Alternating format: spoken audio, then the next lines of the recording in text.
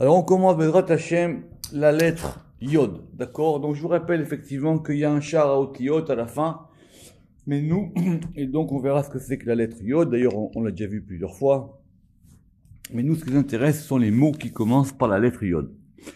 Et on va commencer par le mot qui était dans la paracha de la semaine dernière, à savoir le mot Yehor. D'accord? Donc c'est le rêve de Pharaon et il est Omed à la Yehor et il raconte qu'il est Omed, il se tient al au-dessus du Yehor. Donc c'est dans la parashat Miketz et c'est expliqué dans le Zohar là-bas sur place en 194 que c'est quoi cette notion de Yehor. Parce qu'effectivement normalement on connaît des mots pour indiquer les cours d'eau, le Nahar, le Nahal, etc. Mais c'est un peu particulier cette notion de Yehor. Et effectivement, comme c'est dans un rêve, ça a en plus une indication particulière. Et donc le Zohar il dit là-bas que c'est le Yesod. Que Yesod nikra Yehor. Que quand Pharaon il rêve qu'il est Omed à la Yehor, c'est-à-dire il se tient au-dessus du Yehor. Il se tient au-dessus du Yesod, évidemment, le Yesod, c'est Yosef. Parce qu'évidemment, dans le rêve, il avait déjà compris que Yosef devait intervenir, même s'il ne le connaît pas encore, mais parce que le rêve, il s'accorde avec celui qui va l'interpréter. Et maintenant, le terme qui indique normalement un cours d'eau, et c'est important, les cours d'eau, et normalement, le cours d'eau principal, c'est le Nahar. D'accord? Évidemment, on est en Égypte, donc on parle du Nil, mais en tout cas, c'est Nahar. Et donc, le Yehor, ici, serait un synonyme de Nahar. Ok. Ve'uatzmo nikra Nahar. Ukvar efshar lomar, ki kol hamkomot, shikraou Nahar, yikreou Yehor. Et donc, on pourrait donc substituer un terme à l'autre terme. Évidemment, Nahar, on l'a déjà vu plusieurs fois, Nahar yotse me'eden, et Nahar, il peut avoir plusieurs, et Nahar peut avoir plusieurs interprétations. On verra après, parce que ça dépend, en gros, ça dépend comment on lit le pasuk. Mais on est à Yud, quand on sera à Noun, on verra sur Nahar, c'est assez complexe. Mais en tout cas, on peut dire que Yehor et Nahar, ce sont ici vraiment des vrais synonymes. Yehor ve Nahar, akol inyan echad. Les deux correspondent au même sujet. Effectivement, donc si on dit que Yehor il est Yesod, Nahar aussi il est Yesod, mais pas uniquement. Il pourrait être aussi d'autres notions. Maintenant, sur l'étymologie, ou en tout cas le mot de Yehor lui-même, ou Pirusho, la Shon Or. Dans Yehor, on entend la lumière. Yehor, il est illuminant. C'est une illumination. C'est un cours d'eau qui procure de la lumière. Ou Pirusho, la Shon Or, ou Nehiru. Nehiru, ça veut dire le fait que ça éclaire. Simplement, il y a quand même une différence. Veyesh chiluk ben Yehor ve Nahar. Donc on peut quand même établir une distinction entre Yehor et Nahar. Ki Nahar ou beyoto mashpia shefa gadol ou bemerutza. Le Nahar, c'est un cours d'eau qui donne un influx pressant de l'eau. Un fleuve, ça coule. C'est plus puissant qu'un Yehor. Alors, on connaît la différence en hébreu qu'il y a entre les fleuves et les confluents, mais en gros, le fleuve, ça va vite. Vous voyez, les grands fleuves, il y a un courant, ils sont emportés, l'eau les emporte. Et d'ailleurs, Vainu nami chez Pirusho Milachon, et on a d'ailleurs un très très beau verset qu'on va voir ensemble en Isaïe 2.2. Parce que dans ce verset de Isaïe 2.2, d'ailleurs c'est très très beau, on va voir ce passouk, ça traite de la fin des temps. Ve'aya, et il sera. Be'aharit ayamim. Aharit ayamim, c'est la fin des temps, mais littéralement, c'est dans l'après des jours. Nachon yihar bet Hashem. La maison, alors, le mont, la montagne de la maison de Dieu, elle sera établie. Be'rosh et harim, au sommet des montagnes. Ve'nissa, et elle sera élevée. Mi Gevaot, plus que les collines. Venaharu elav kol hagoyim. Et Naharu, et donc on a fait ici un verbe. On a fait un verbe avec Nahar. Comment on va traduire ce verbe? La vérité, je dois rendre hommage à Shuraki, parce qu'il a vraiment trouvé une très très belle traduction. Affluer. Parce que dans affluer, on a le flux, on a le fleuve. Ça veut dire que, comme il dit Rashi, que les nations, elles afflueront vers la montagne de Jérusalem comme le fleuve court. Comme le mouvement d'un fleuve. Donc, Veinu, Nami Shepirusho Milashon Venaharu Elav Kolagoyim, la Shon Merutse. Donc, Merutse, ça indique que ça court, ça indique que ça se précipite. Veu Mashael, El Ribu Yashefa, et donc ça indique le fait qu'il y a beaucoup d'influx. D'accord, comme un fleuve qui va déverser ses grandes eaux. Ve'ayor, ou beyoto mashpia, velo kolkar. Simplement, le yor, c'est moins fort. C'est un flux moins fort. C'est un flux qui est moins important que le nar. Pourquoi? Qui a yor, chelek, anar, ou pashut ou. Parce que le yor, c'est une partie du fleuve. Donc, ça serait un confluent. D'accord? Donc, ça serait effectivement un confluent du fleuve. Et dans les tikkunim, on a expliqué qu'il y a Tiferet Nikra Yeor, que Tiferet peut aussi s'appeler Yeor. Donc je répète, en gros, tout ce qu'on pourra dire pour Nar, on pourra le dire pour Yeor aussi.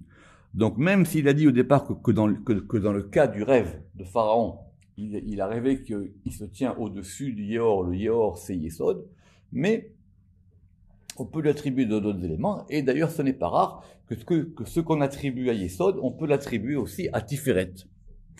Pirouche qui a Tiferet Nikra Yeor, Ve'atam, pourquoi? Parce que ce Yeor là, c'est marqué dans le Tikkun HaZohar, Dehihu Nehora Deoraita, parce que, alors, vous voyez bien que Nehor, Nahar, c'est les mêmes, en tout cas c'est la même consonance, parce que c'est la lumière de la Torah. Or, la Torah, c'est Tiferet. Donc, c'est pour ça qu'ici, on l'a appliqué à Tiferet. Donc, la Manu Mimeno Bedvarim. Donc, on a appris maintenant deux choses. La première, qui Gam Ken Yikra Yeor à Tiferet. Qu'effectivement, Yeor, on peut aussi l'appeler Tiferet. Que Moshe Yazdek Alav Shem Nahar Vadai. Comme on l'a attribué aussi à Nahar. D'accord? Donc, sur Nahar, je répète, c'est toute la question de comment on va lire le verset Venar Yotse Me'eden, quand on a dit qu'il y a un fleuve qui sort de Éden, les Hashkot Tagan. Donc il faut savoir c'est quoi le Éden, c'est quoi ce fleuve et c'est quoi le Gan. Et quand on a le mouvement, on peut savoir effectivement c'est quoi ce degré de Nar. Et deuxièmement, qu'est-ce qu'on a appris? Qu'il est Shono Mixerat Or, que effectivement ça provient de la racine Or, ça provient de la racine lumière, comme on l'a expliqué. Alors maintenant, attention, on va faire une notion très importante et on va consacrer le cours d'aujourd'hui principalement. C'est la notion de Yabok. Alors, c'est très important et grâce à Dieu que si on n'avait pas le Pardes, on ne pourrait pas faire des notions comme ça. Et il faut avoir au moins du vocabulaire, il faut connaître au moins les fondamentaux. Donc, je répète, cette notion de Yabok est très importante et Baruch Hashem, on va la faire aujourd'hui en détail. D'abord, c'est quoi le Yabok? Le Yabok, pour ceux qui ont lu la paracha, quand Yaakov il s'en va de chez Lavan, dans paracha de Vaishlach, rappelez-vous, il va mettre à l'abri toute sa famille. Et pour une histoire assez complexe, il a oublié quelque chose, donc il fait marche arrière. Donc il revient. Il revient où? Ben, il revient en dehors d'Israël. Donc a priori, il traverse le Jourdain. Il va se retrouver dans ce combat là-bas toute la nuit avec qui on sait. Et il va traverser un endroit qui s'appelle le Mahavar Yavok. C'est quoi un Mahavar? Un Mahavar, c'est un passage. D'accord? C'est un passage. Et ce passage, il a un nom. Il s'appelle le Mahavar Yavok. Il y a eu beaucoup d'études qui ont été faites sur ce Mahavar Yavok parce qu'il y en a qui ont essayé. Vous regardez dans l'encyclopédia judaïca qui ont essayé de le situer pour savoir effectivement à quel endroit Jacob il a passé la frontière. Est-ce que c'était un fleuve, etc. À tel point que même dans des livres d'archéologie biblique ou de géographie biblique, on a appelé aussi cet endroit le pont de Jacob, le Gesher Yaakov. Et il y a même des noms en latin. Est-ce que c'était un cours d'eau? Est-ce que c'était un fleuve? En tout cas, c'est un passage. C'est un endroit qui permet de passer d'un endroit à un autre. Et effectivement, comme Jacob, il est en train de passer, puisqu'il passe de son statut de exilé chez Lavan, et à son statut maintenant où il revient en Israël, et qu'en même temps, dans cette nuit-là, il va passer de Jacob à Israël. Donc on a attribué, et évidemment avec raison, à cet endroit une importance particulière, très très importante, ce Ma'avar Yavok. Parce qu'en gros, c'est le passage d'un degré à un autre degré. Voilà, c'est ça qu'il faut qu'on retienne pour le moment. On passe d'un endroit à un autre endroit. Et on n'y passe pas simplement physiquement, géographiquement, mais on y passe aussi spirituellement. Ça s'appelle le Ma'avar Yavok. Et il y a toute une littérature sur le Ma'avar Yavok. Évidemment dans le Zohar, mais pas uniquement. On trouve aussi dans des textes, à mon avis, plus anciens de Kabbale, cette notion de Ma'avar Yavok. Et donc, grâce à Dieu, maintenant, on va faire une synthèse très importante de cette notion de Yavok. La chose la plus connue que explique Rabbi Shimon Bar Yochai dans le Zohar, dans Devarim, c'est que on va considérer que ce sont des initiales. Donc, Yavok, vous l'écrivez, Yud, Bet, Kouf, sans vav, hein, c'est un problème, j'ai pas besoin, et je veux pas mettre un vav à Yavok. Et donc, ça indique des initiales. Le Yud, c'est Yichud, le Bet, c'est Beracha, et le Kouf, c'est Kedusha. C'est-à-dire l'unification, la bénédiction et la sainteté. Dans la Chassidoute, c'est expliqué en long et en large cette notion de Yichud, Bracha ou Kedusha, et que ça indique 3 degrés qui se mettent ensemble. En gros, c'est-à-dire, et ça manque pas dans des livres de Kabbale, mais plus du 19e ou 18e, etc., où on a donné une grande importance à ces 3 notions. En gros, le Yichud, c'est l'unification divine, la Beracha, c'est la bénédiction divine, et la Kedusha, c'est la sainteté divine. Et que donc ce degré de Yavok, ce sont ces 3 degrés mis ensemble. Or, c'est pas rien. Parce que pour pouvoir mettre ces 3, à la fois le Yichud, Beracha ou Kedusha ensemble, ce n'est pas rien du tout. Et qu'indiquent ces 3 degrés? Ve'akavana al Gimel Avot. Et donc ça indique les 3 patriarches, à Romzim, qui sont en allusion dans ces 3 notions, Begimel, Devarim, Elo. Évidemment, le Yichud, c'est Yaakov, c'est Tiferet, c'est l'unification. C'est Yaakov qui unit, c'est lui qui est l'unificateur. La Beracha, elle est du côté de Chesed, et la Kedusha, elle est du côté de Gvura. C'est toujours très compliqué. Rappelez-vous ce qu'on a fait dans le cours du Sefer Yetzira, quand on a vu là-bas, vous rappelez, Bracha, etc., Chaim, mais a priori, pourquoi? Alors, qu'on attribue le Yichud à Tiferet, ça passe. Mais la Beracha à Chesed et la Kedusha à Gevura, c'est pas évident. Rappelez-vous qu'on a fait le tête. Et dans le tête, nous on avait vu Tahara. Alors vous vous rappelez que le soir, il y avait une discussion entre la pureté et la sainteté. On avait dit que la pureté était du côté de la rigueur et la sainteté était d'un côté plus haut. Alors, quelle en est la raison? Attends. Qui ikar a Yichud ou batiferet. Ça au moins c'est clair. L'essentiel de l'unification, elle est dans Tiferet. Pourquoi? Parce que c'est Tiferet qui ou a mitjachet. C'est lui le degré unifiant. Tiferet, c'est lui qui unit. Maintenant, du côté de la Gidoula, donc du côté de Chesed, c'est là d'où provient l'influx, la Shefa, et la Beracha qui vient sur le monde. Donc du côté de Abraham. La preuve, c'est que Dieu lui a dit, en Bereshit 12.2, Veheye Beracha, et tu seras bénédiction. Donc ça ne veut pas dire que c'est chesed qui est la beracha, parce qu'on verra que c'est plus compliqué. Quand on dit barour dans les brachot, on n'est pas au niveau de chesed. Mais c'est de ce côté de chesed que provient la bénédiction.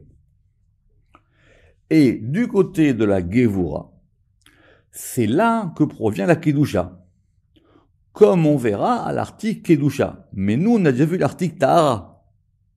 Or, dans Tahara, là-bas, on a bien compris quand même que pour se purifier, ce qui n'est pas pareil que pour se sanctifier, pour se purifier, il faut se séparer.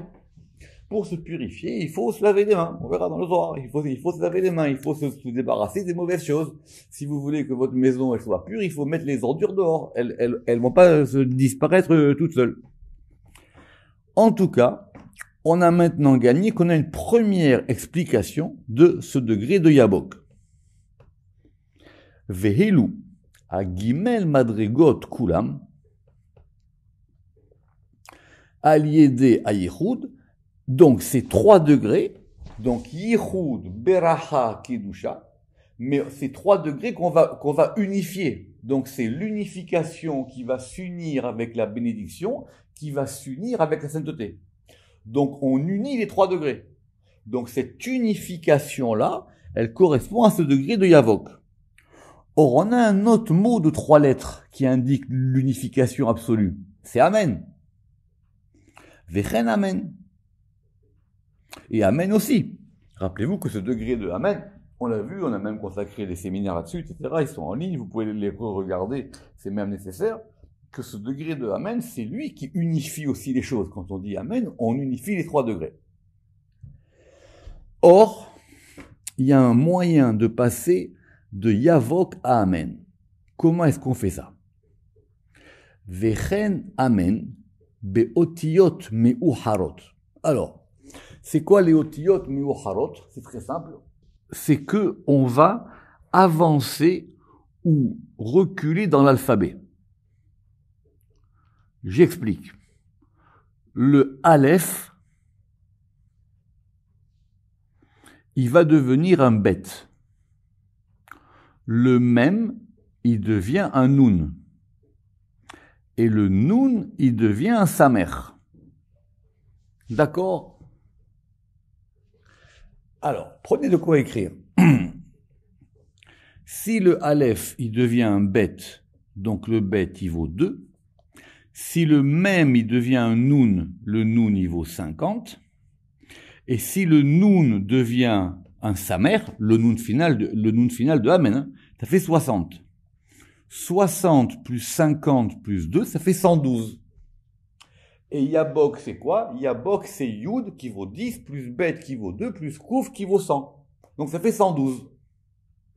Donc on a un moyen assez particulier, à vrai dire, parce qu'en fin de compte, on va faire passer d'un alphabet à un autre alphabet, et on va atterrir à la même gematria.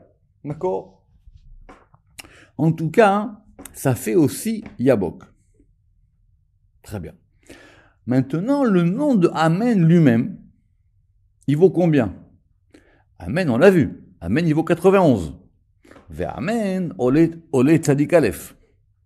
Or, c'est quoi 91? 91, c'est le Shem Yud Kevavke plus le Shem Adni. C'est le fameux octogramme. Pourquoi? Parce que tout ça, on l'a fait dans Shar Pratei Shemot, on va pas refaire ici, on révise. Donc, le Shem Yud Kevavke, il vaut 26, et le Shem Adni, il vaut 65. 5 et 6, 1, 6 et 2, 8, et 1, 9. 91. Très bien. Or, c'est quoi ce Shem, l'octogramme, Yud Kevavke Adni?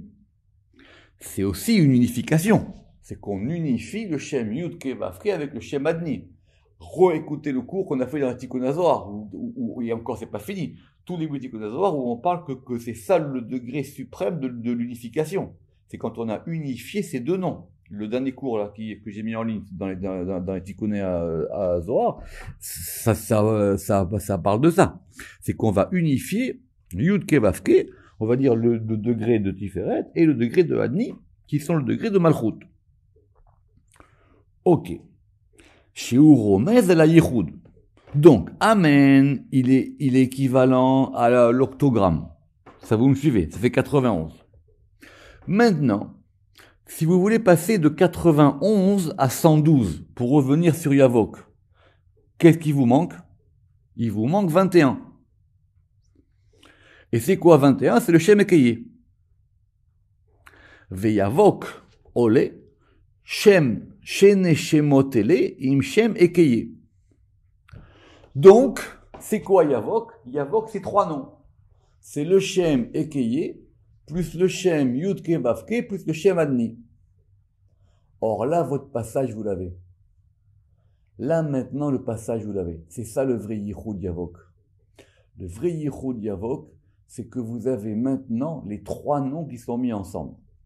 Est-ce que ça forme un nom particulier? On n'en sait rien, parce que dans l'octogramme, on avait fait 4 et 4. Or là, qu'est-ce qu'on a? Là, on va avoir maintenant 3 noms, on va avoir 3 noms de 4 lettres.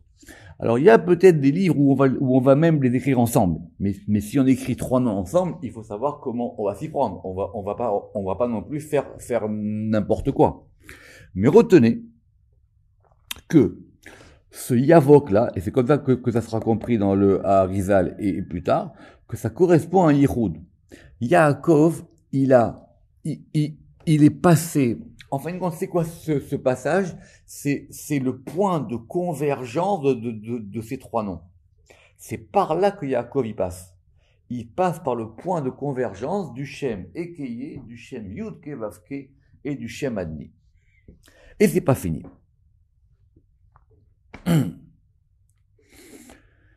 Parce que qu'est-ce qu'il y a marqué là-bas? Il y a marqué là-bas Vayavor et Ma'avar Yabok. Et il a traversé le passage du Yabok. D'accord? C'est dans Bereshit en 32-22. D'accord? Vayavor et Ma'avar Yabok.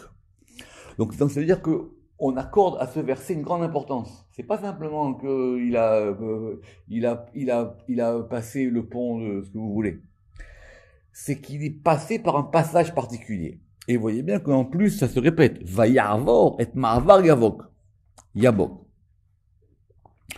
Alors c'est connu pour ceux qui ont fait le Sefer Yetzira avec moi dans le livre que Vayavor, on va le découper ce mot de Vayavor. Alors, Vayavor, c'est quoi? Vayavor, il y a plusieurs manières de comprendre ce mot de Vayavor. N'oubliez pas non plus, je répète que le Vayavor, c'est ça qui sera le fameux Vayavor des 13 midot au moment du Vaudor. D'accord? Rappelez-vous les 13 midot, Vayavor Hashem Alpanav, etc. Alors, le plus connu de ce mot de Vayavor, c'est que, c'est expliqué comme ça dans le Sefer Yetzira, dans les Pirushim, c'est que Vayavor, il a Aïn et Bet. Aïn et Bet, ça fait 72. Donc c'est le Shem Av. Et le Shem 72, pour ceux qui savent, il se comporte de 72 mots de 3 lettres. Et donc ça fait combien? 3 fois 2, 6. 3 fois 7, 21. Ça fait 216. Or, c'est quoi 216? 216, c'est le fameux Shem Riv, Resh Yud Vav. Or, dans Vayavor, vous avez ça. Vous avez le Av et le Resh Yud Vav. Vayavor, Alev, Ain, Bet, Resh Yud Vav. Mais le Rama qui va plus loin ici maintenant. Il dit que Vayavor, c'est quoi? Vayavor, c'est Ibour, Av, Riv. Alors, Av, on l'a déjà repéré. Riv. Maintenant, comment est-ce qu'on a le Ibour? C'est très simple. Le Ibour, on a en retournant les lettres de Vayavor. Or, c'est quoi le Ibour? Le Ibour, c'est la gestation. Le Ibour, c'est la gestation. Donc, on prend le mot Vayavor, on fait d'abord le mot Ibour, et après on fait Averiv. Et on retombe sur 3. Chez M, Gimel Avot.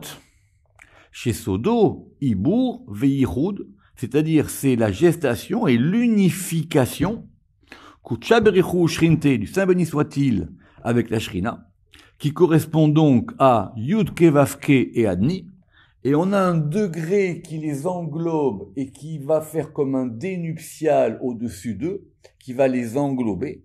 ve'achoupa, donc c'est comme une choupa, comme un dénuptial, à mehofefet, c'est le shem ekeye. Ve'alze hayichud ne'emar yabok. Et c'est ça le yichud yabok. Vous le referez tranquillement. Alors, le Rama qui le ramène pas ici, mais le Yavok, c'est aussi Elohim 86 et Yud Kevavke 26. Et 86 et 26, ça fait 112. Donc, on a un autre Yichud qui est l'unification du Shem Yud Kevavke et du Shem Elohim. Ve'alze, Nehemar. Et c'est pour ça que dans les psaumes, le roi David, il a dit, Ya'anenu beyom korenu. Réponds-nous le jour où nous t'appelons. Ya'anenu beyom korenu. D'accord? Or, c'est quoi les initiales? Ya'anenu, c'est un yud. Beyom, c'est un bet. Korenu, c'est un kouf. Et on a de nouveau Yavok. C'est dans les psaumes 20, 10. Ya'anenu beyom korenu. Donc encore une fois, c'est ce degré de Yavok qui permet, dans ce psaume-là, d'invoquer le nom de Dieu au moment où on l'appelle. Et de même, quand on a parlé là-bas de à qui on peut enseigner les secrets de la Kabbale, l'une des conditions, c'est qu'on a dit qu'il soit vezeu chacham baki ba'alacha. C'est qu'il soit un sage et qu'il soit baki. Baki, ça veut dire qu'il soit compétent, qu'il soit aguerri, qu'il soit reconnu dans la halacha. Or, c'est quoi baki? Eh ben, c'est encore Yavok. C'est bet kouf yud. Vezeu chacham baki ba'alacha. Parce qu'il faut que aussi, il ait accès à ce degré de passage d'un degré à un autre degré. C'est ça, ce Yavok. Vezeu. Et le Rama qui dit, et c'est même équivalent au degré de notre fameuse 3 lettres mères, Aleph, Mem, Shin, qui correspondent aussi à ce degré-là, et qui correspondent au Kav Chesed. Ça, dans le Hamash, on l'a vu, il y a un axe de Chesed, un axe de générosité, un Kav de Rahamim, un axe de miséricorde et un axe de rigueur. Et vous vous rappelez que Hamash, on avait dit, vous vous rappelez, c'était les 3 axes, avec l'axe équilibrant du milieu. Eluhem divrei Rabbi Shimon bar Yochai alav shalom bar Yam Memna. Donc voilà en gros tout ce qui a marqué, tout ce que Rabbi Shimon bar Yochai dit à ce propos-là, dans le Raya Memna et dans les Tikkunim, ou Watikunim, mais Komot Rabim, et dans de nombreux endroits, Kemelaket Jvalim, comme quelqu'un qui va rassembler des sentiers. Donc le Ramak dit, voilà la synthèse sur Yavok, et vous pourrez chercher, ici vous avez tout ce qu'il faut sur Yavok. Toutefois, dans le Zohar, il nous reste quand même un petit point. Nous on a dit que Yavok c'était quoi? Nous on a dit que Yavok c'était Yichud, Beracha et Kedusha. Très bien. Dans la paracha de Lech Lecha, qu'est-ce qu'il dit Dieu à Abraham? Ve'esecha l'eroi gadol. Je ferai de toi un grand peuple, Veheye beracha, et tu seras bénédiction. Le fameux verset qu'on a cité tout à l'heure, c'est-à-dire en 12:2. Omnam, Bazoar dans Parashat Lech Lecha, Piresh Vezeleshono. Voilà comment là-bas on a expliqué la promesse faite à Abraham. Ve'esecha l'eroi gadol, je ferai de toi un grand peuple, Misitra de Yimina, donc c'est du côté droit, du côté de Chesed. Va avalechecha, et je te bénirai, misitra desmola, et je te bénirai du côté gauche. Ah, alors pourquoi plus haut t'as dit que c'était du côté droit? Et après c'est pas fini. Ve agadela shemecha, et je grandirai ton nom, misitra demsaïta, du côté central. Ve eye beracha, et tu seras une bénédiction, misitra de hara d'Israël, du côté de la terre d'Israël.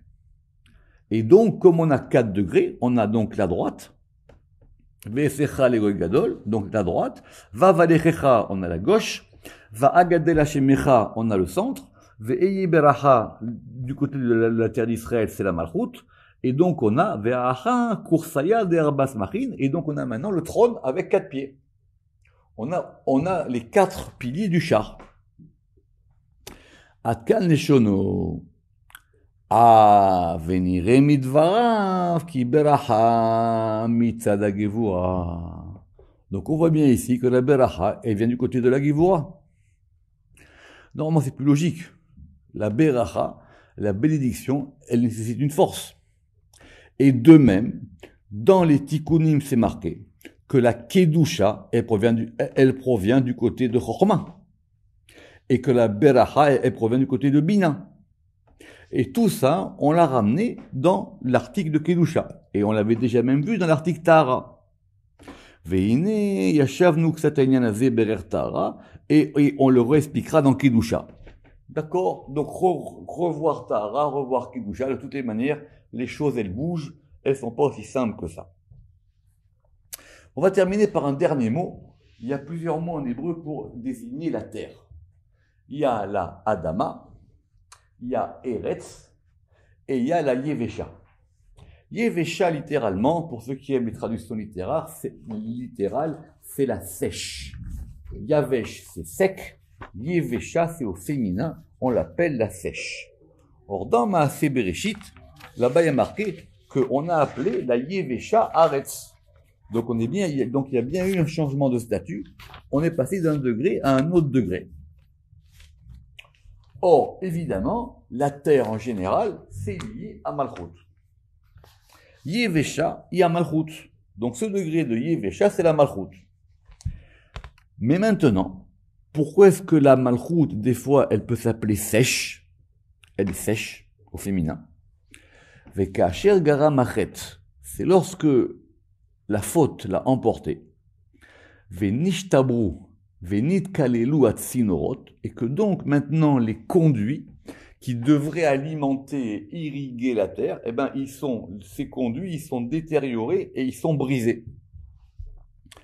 Alors, en hashefa yored, et alors maintenant l'influx ne descend pas. Ve'achom soref, et la chaleur elle brûle. Bekoach, avec la force. Ve'adin gover, et donc maintenant la rigueur l'emporte. Alors là, elle s'appelle la Yevesha.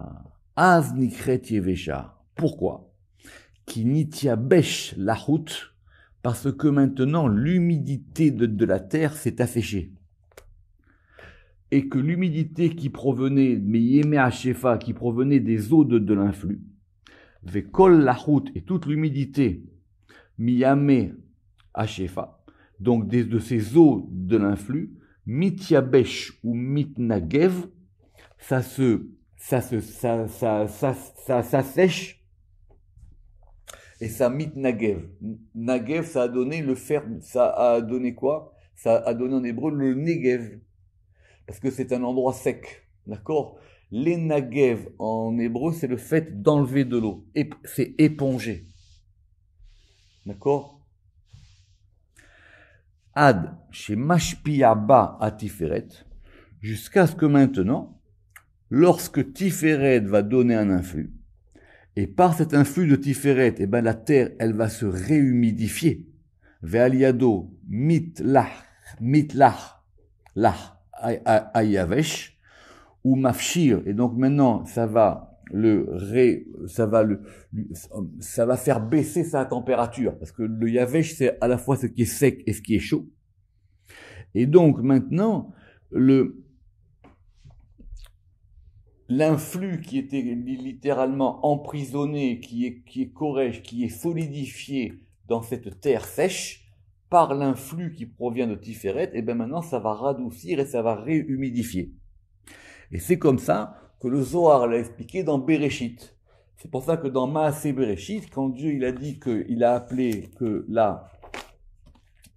la Yabasha Eretz, c'est qu'en fin de compte, c'est la terre qui va recevoir un influx de Tiferet et qui va se réhumidifier pour pouvoir avoir maintenant un influx qui lui provient plus haut. La suite la prochaine fois. Baruch Adonai l'Olam. Amen ve Amen.